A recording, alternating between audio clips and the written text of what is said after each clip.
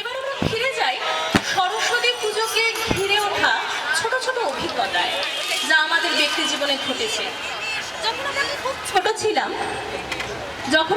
ছোট ছিলাম তখন সেই বয়সটা তো ঈশ্বরের ভক্তির বয়স নয়। কাজেই সরস্বতী পূজা মানে ছিল কোনো মতে চোখ বুজে পুষ্পাঞ্জলি দেওয়াটা শেষ হলেই ফুল চুরি করে খাওয়া, সারাদিন সগৌরবে দুষ্টুমি করে বেড়ানো, কারণ সেই দিনটা পড়াশোনা থেকে অফিসিয়ালি ছুটি, বই তো ঠাকুরের পায়ে থাকে। আর আজকালকার দিনে ইনভার্টারের যুগে মধ্যবিত্ত পরিবারে খুব একটা লোডশেডিং হয় না, কাজেই পড়াশোনা থেকে ছুটি মেলার একটি দিন সরস্বতী পুজো। এবং আমাদের হাতে খড়ি অনেকেরই, আমাদের এখানে যতজন উপস্থিত আছি অনেকেরই হাতে খড়ি হয়েছে দেবীর পায়ের তলায় বসে আমরা আমাদের কাঁচা হাতের হরফে স্লেটের উপর অওয়া লিখেছি।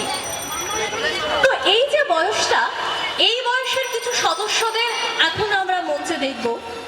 খুদে বলে কিন্তু তাদের অবজ্ঞা করবেন না, কারণ তাদের প্রতিভা আমাদের মধ্যে বিস্ময় জাগাবে আমি নিশ্চিত। শুরু হবে আমাদের পরবর্তী নাটক। নাটকের নাম নাক কাটা রাজা। শুরু হচ্ছে নাটক।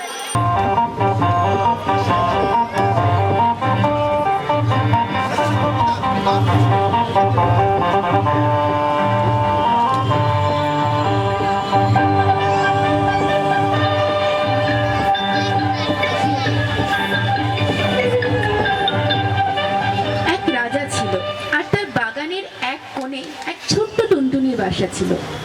রাজার সিন্ধুকের টাকা সে রোদে শুকোতে দিয়েছিল। সন্ধ্যের সময় সে তার একটি টাকা ঘরে তুলতে ভুলে গেল। টুনটুনি সেই চকচকে টাকাটি দেখতে পেয়ে তার বাসায় এনে রেখে দিল আর ভাবলো, ইস, আমি কত বড় লোক হয়ে গেছি। তারপর থেকে সে খালি এই কথাই ভাবে আর বলে, রাজার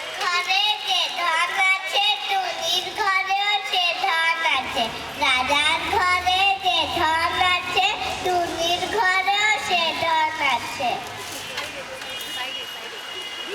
পাখিটা কি বলছে রে? পাখি বলছে আপনার ঘরে যে ধন আছে ওর ঘরেও টুনির ধন আছে।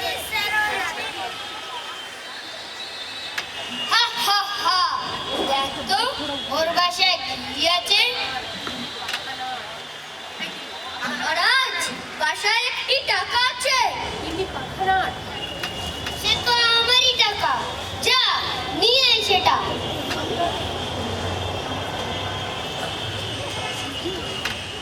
মহারাজ, আমরা এখানে কে টুনটুনির বাসা থেকে টাকা দিয়ে আসছি। রাজার লোকেরা গিয়ে টুনটুনির বাসা থেকে টাকাটি নিয়ে এলো। মনের দুঃখে টুনটুনি বলতে লাগলো, রাজা বড় ধনের কাতর, টুনির ধন নিল বাড়ির ভেতর। রাজা বড় ধনের কাতর, টুনির ধন নিল বাড়ির ভেতর। পাখিটা তো বড় ঠেটারে, যা ওর টাকা ফিরিয়ে দিয়ে আয়। টাকা ফিরে পেয়ে টুনির বড় আনন্দ হলো। রাজা ভারী ভয় পেল, টুনির টাকা ফিরিয়ে দিল। রাজা ভারী ভয় পেল, টুনির টাকা ফিরিয়ে দিল। মহারাজ, পাখি বলছে আপনার নাকি বড্ড ভয় পেয়েছেন, তাই ওর টাকা ফিরিয়ে দিয়েছেন। কি এত বড় কথা? আনতো ধরো এটাকে, এবারে ভেজে খাই। মহারাজ, আমরা এক্ষুনি আপনার সামনে পাখিটাকে হাজির করছি। কি এত বড় সাহস, আপনাকে বলে ভীতু। মহারাজ, এই নিন টুনটুনি পাখি, এবার একে আচ্ছা করে সাজা দিন। বাড়ির ভেতর গিয়ে রাজা রানীদের বললেন,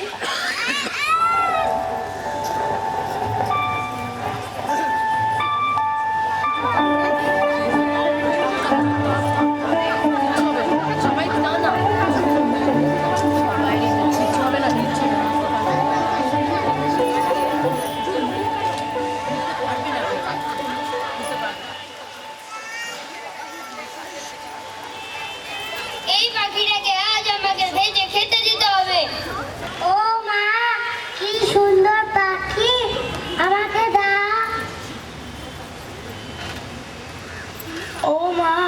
সুন্দর গায়ের রং, আমায় একটু হাতে দাও না।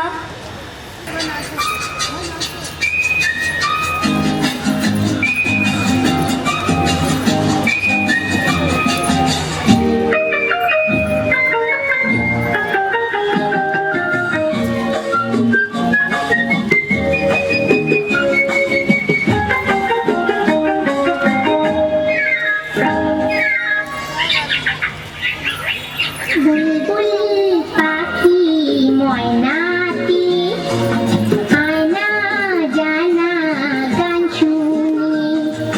বুলবুল পাখি ময়নাটি আয়না জানা গান শুনি।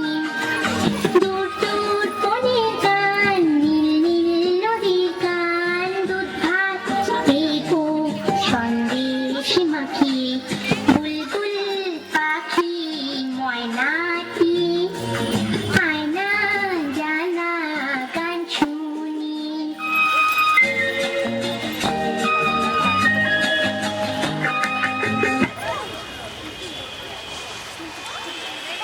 ও মা, কি দুষ্টু পাখি কোথায় উড়ে গেল? কি সর্বনাশ, পাখি যে উড়ে গেল, মহারাজ জানতে পারলে আর রক্ষে থাকবে না। এমন সময় সামনে দিয়ে একটা ব্যাঙ থপ থপ করে যাচ্ছে।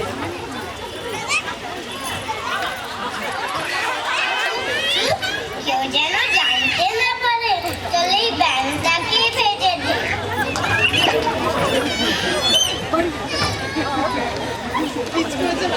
ঠিক তাহলে রাজামশাই ভাববেন টুনটুনি খেয়েছে।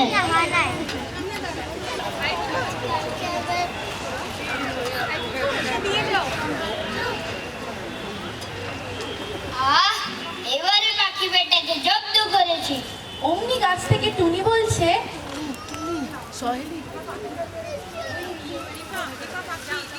ভারী মজা, ভারী মজা, রাজা খেলে ব্যাং ভাজা। ভারী মজা, ভারী মজা, রাজা খেলে ব্যাং ভাজা। একই রাজা মশাই, পাখি কি বলছে? শুনেই রাজামশাই লাফিয়ে উঠেছেন, থুতু পেলে ওয়াক বলেন। সিপাই, এক্ষুনি গিয়ে রানীদের নাক কেটে ফেলো।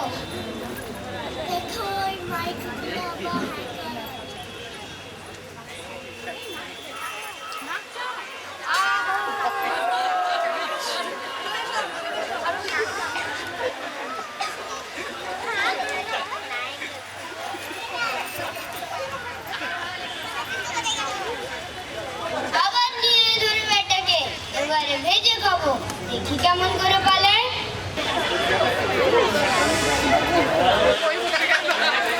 রাজামশাই, এই নিন টুনটুনি পাখি।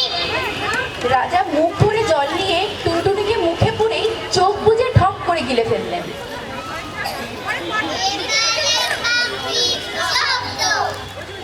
বলতে বলতে রাজামশাই ভোগ করে মস্ত একটা ঢেকুর তুললেন। সবার সব লোক চমকে উঠল, আর টুনটুনি ঢেকুরের সঙ্গে বেরিয়ে উড়ে পালালো। গেল গেল, ধর ধর। অমনি রাজার লোকেরা ছুটে গিয়ে টুনটুনিকে ধরে আনলো। আবার জল নিয়ে এসো। সিপাই, রাজামশাইয়ের কাছে দাঁড়াও। রাজামশাই, এই নিন টুনটুনি পাখি। রাজা মহারাজ, পাখি বলছে আপনি নিশ্চয় তখন টুনটুনি বেরোয়, দু টুকরে করে দেব। টুনটুনিকে গিলে রাজামশাই দু হাতে মুখ চেপে বসে থাকলেন। টুনটুনি পেটের ভিতর ছটফট করতে লাগলো।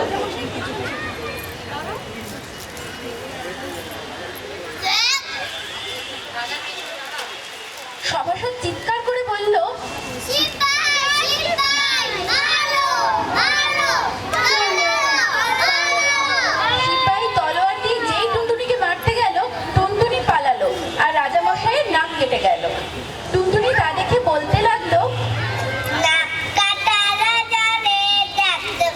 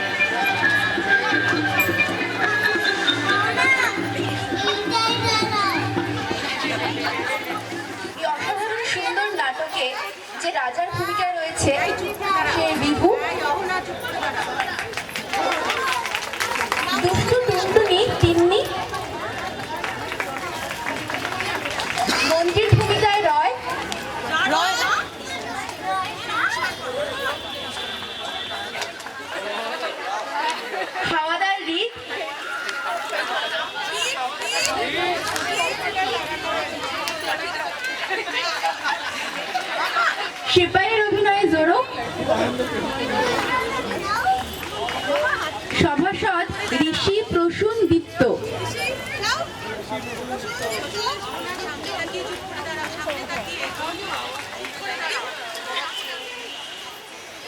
রাজপেয়াদা গোগল সুবন,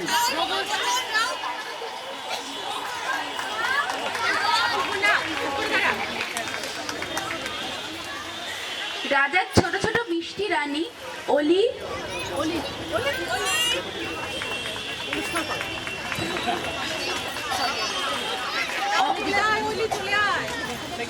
অহনা, তনুষ্কা, আয়ুষী, তৃষা, পরি, আরুষি, আর ছোট্ট ব্যাঙের ভূমিকায় ঋতদি এবং প্রিন্সি।